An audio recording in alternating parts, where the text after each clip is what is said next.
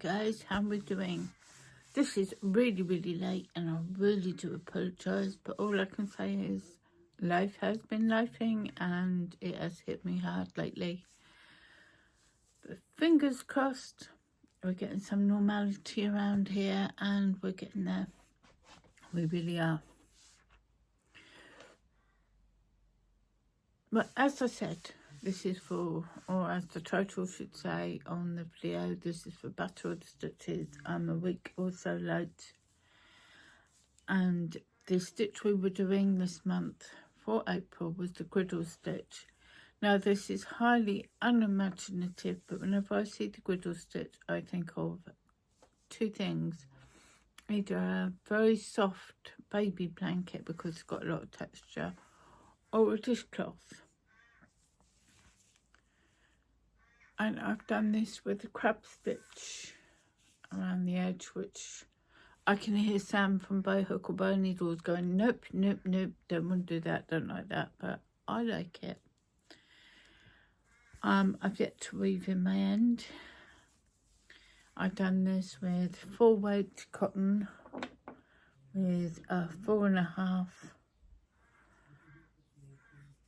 millimeter hook. And I've basically done the griddle stitch until it made a square. I found out it was, how I decided it was a square is I've done as many stitches and then if it folds into a triangle evenly, it's a square. Then I framed it with a round of single crochets with 2 single crochets in the corner, and then did a crab stitch all around, which I love. And I will put how I did the crab stitch at the end. Now, everybody else has already done their tutorial and everybody else has done some wonderful videos, I bet. I'm still yet to catch up on all my YouTube peeps. Mind always goes blank when I get in front of camera. And polls are up. I can't do a poll yet. Apparently I need 500 subscribers. Now I've only got 200 and something.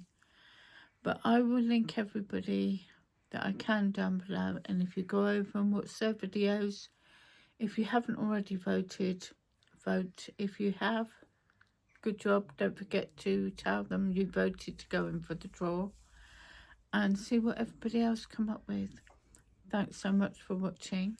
Take care and stay crafty. Bye for now.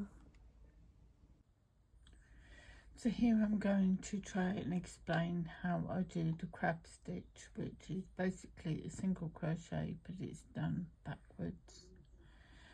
And starting it off is very much usually the bit I get stuck on. Now I finished my round and I've slip stitched into the first stitch and chained one. And now the first stitch we're going to go into is, instead of going round this side, we're going to, it's almost like you're left-handed I suppose, and you go into the first V or first stitch there.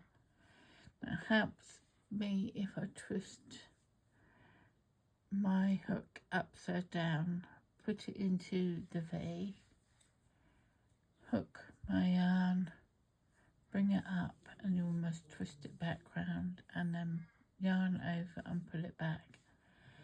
Then again go under into the next stitch, pull it up and round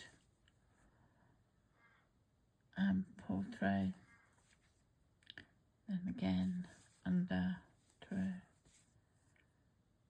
And I hope that makes sense. It's one of those stitches I couldn't do for a while, and then one day I saw somebody else do it and it made perfect sense.